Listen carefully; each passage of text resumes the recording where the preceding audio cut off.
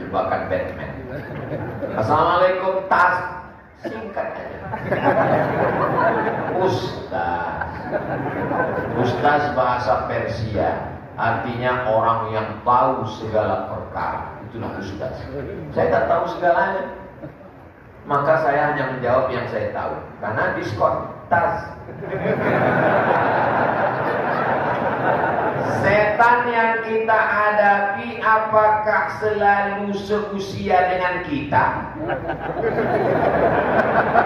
Atau setan yang ada sejak Nabi Adam sudah pengalaman ribuan tahun?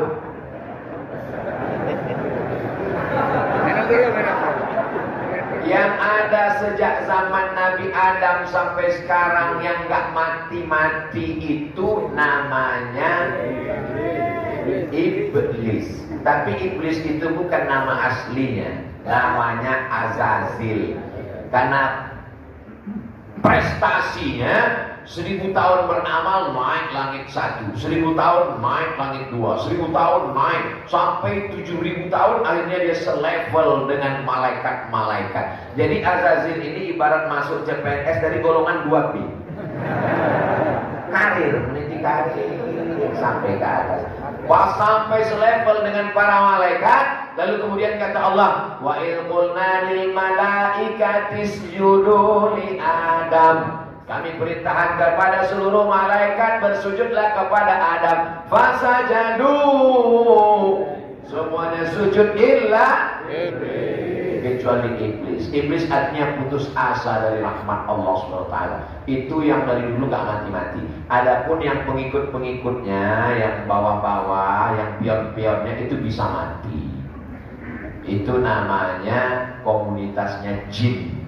Jin yang jahat-jahat namanya setan, yang baik-baik namanya jin Islam. Induknya, general manajernya, GM-nya iblis. Nah, jadi begitu, lebih kurang susunan hierarki ya. Nah, di antara setan-setan ini juga ada setan yang kelas tinggi, ada yang kelas bulu, ada yang kelas pantang junior, ada yang baru masuk, ada yang amatiran, ada yang baru manusia setengah setan. Yang ini bisa mati. Nah, yang monggo di pertanyaan, seumur-umur saya tahu siang, ini pertanyaannya agak sulit. Kira-kira yang setan dengan kita itu, Pak Ustadz kata dia, apakah yang tua atau yang sebaya dengan kita? Sampai sekarang kita belum dapat kurikulum vitae. Apakah dia ini? Tapi yang jelas bahwa ketika kita lahir, setiap manusia yang lahir itu nangis. Ternyata ada satu setan yang menusuk pusarnya. Maka nanti nangis. Maka Sayyidina Hasan dan Husain dibacakan Nabi doa, "U'izukuma bi kalimatillahi tammati min kulli syaitani wa ammati wa min kulli ainin lamah." Yang hafal bacakan itu. "U'izukuma bi kalimatillahi tammati min kulli syaitani wa ammati wa min kulli ainin lamah." Karena dia terus menyertai anak itu sampai remaja, sampai dewasa. Orang yang selalu bersama disebut dengan qarin. Maka setan yang selalu bersama dia itu disebut dengan jin qarin. Mana tahu nanti Ustaz Abu Somad meninggal, tiba-tiba ada orang di Taman Yasmin yang kerasukan. Pas dibacakan ruqyah, Allahu la ilaha illa huwal hayyul qayyum. Tiba-tiba dia muncul, Assalamualaikum. Ini siapa? Saya Ustaz Somad. Itu bukan Ustaz Somad, karena Ustaz Somad sudah meninggal, ruhnya sudah berpindah ke alam barzah. Lalu yang itu adalah jin qarin. Ustaz Somad yang meninggal, jinnya belum meninggal. Tapi apakah jin akan mati? Jawabannya kullu nafsin dha'iqatul maut. Jadi cerita perjawabannya adalah bahwa kita tidak tahu apakah jin kita itu lebih tua atau lebih muda, karena setan itu banyak sekali, ada yang menyertai kita, itu yang terus pergi bersama kita. Mau ikut dia ke WC, enggak jadi, karena kita sudah baca tangkalnya, Allahumma inni a'udzubika minal khubuthi wal khaba'ith. Jadi orang yang enggak baca doa itu, setannya ikut masuk ke dalam dan streaming. Pas kita mau makan, setannya mau ikut, nggak jadi. Kenapa? Karena kita baca Allahumma barik lana fima razaqtana wa qina azabannar. Hadisnya dhaif. Hadis sahih bismillah. Dhaif boleh dipakai untuk fadhail amal, enggak masalah. Lalu kemudian maaf ketika akan berhubungan dengan istri, maka dia menjauh ketika orang baca Allahumma, lupa pula baca. Nah, artinya apa? Supaya kita diselamatkan. Artinya kita hanya disuruh berdoa minta perlindungan, tidak disuruh mencari tahu kira-kira setannya jenis kelaminnya laki-laki, perempuan, apa LGBT, apa dia asli atau impor. Nah, itu tidak. Jadi, tapi pertanyaan ini berkualitas. Pak Ustadz, bagaimana caranya menghadapi ketika ortu masih ada, tapi anak pertama tidak pernah mau ke rumah, tapi setelah ortunya kita udah wafat, anak pertama baru datang ke rumah sama istrinya, ini nanya apa curhat? Terus selalu mengeluh permasalahan belum bayar kontrakan. Setelah ortu kita nggak ada, udah wafat, anak pertama baru datang ke rumah untuk selalu mengeluh permasalahan. Nasi sudah jadi, datai ayam. Orang tua sudah nggak ada, makanya bahagiakan dia ketika dia ada.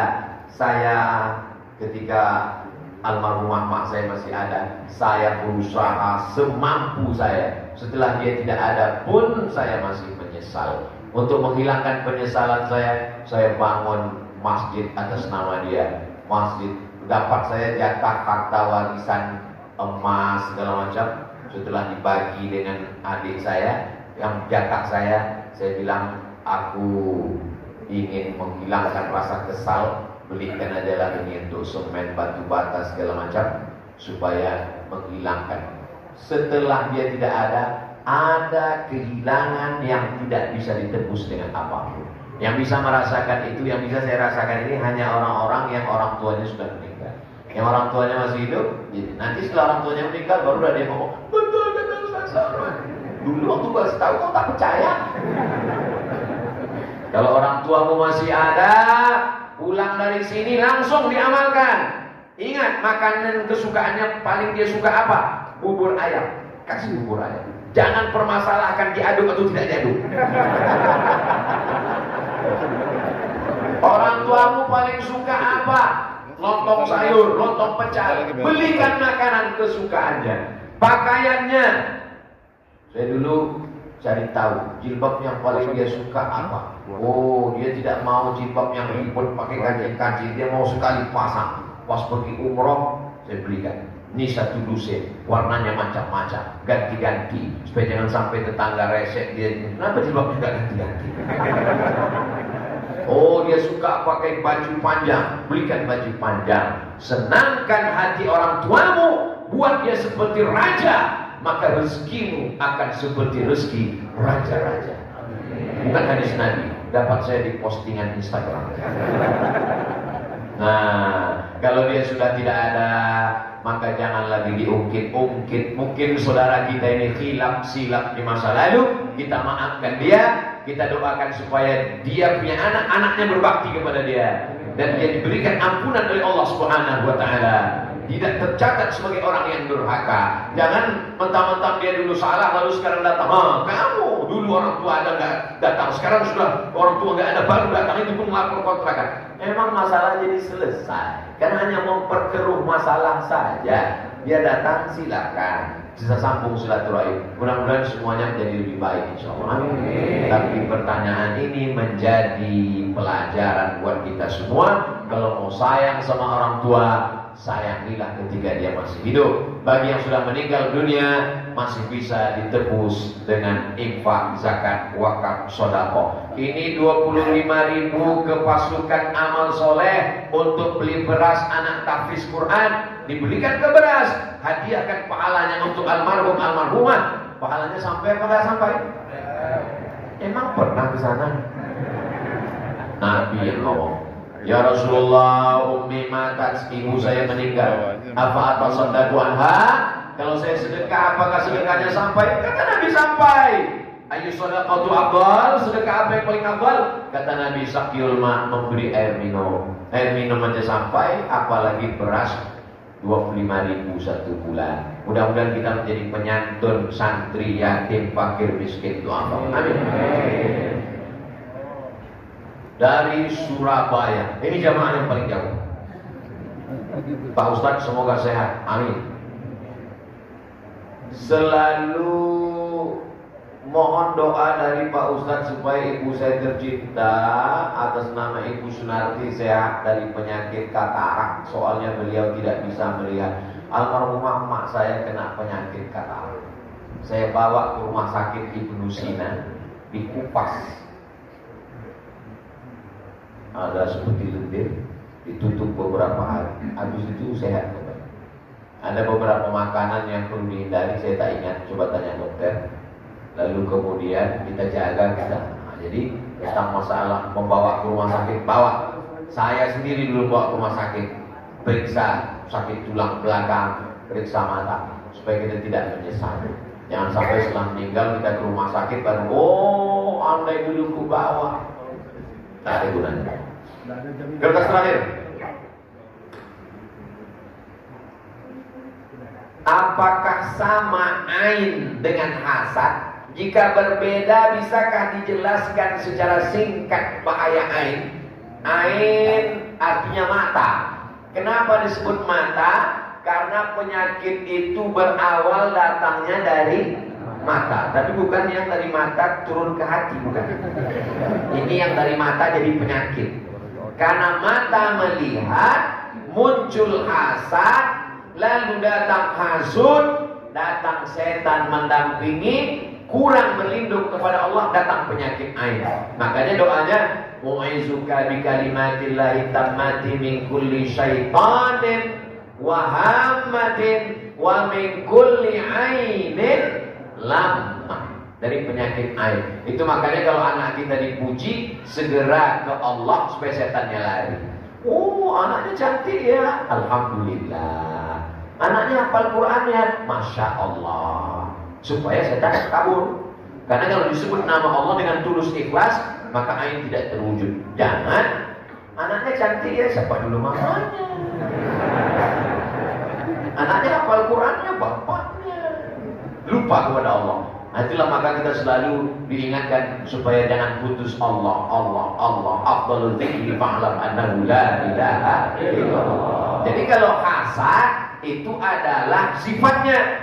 Kalau ain adalah penyakit yang ditimbulkan dari hasad itu.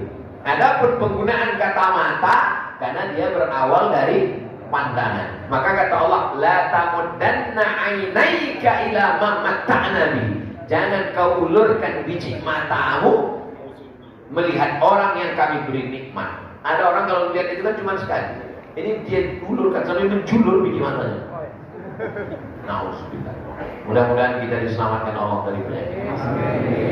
Tadi rencana saya mau menjelaskan 3 penyakit karena judulnya Tazkiyatun Nufus. Pertama hasad, yang kedua buah dari hasad adalah kibr, angkuh sombong, yang ketiga adalah nifaq. Itu yang ada dalam pikiran saya tadi. Jadi dibagi. Rupanya karena jamaah ini masya Allah tabarakallah baru 1 penyakit selesai. Insya Allah akan kita sambung dengan penyakit-penyakit yang lain supaya kita diselamatkan Allah SWT.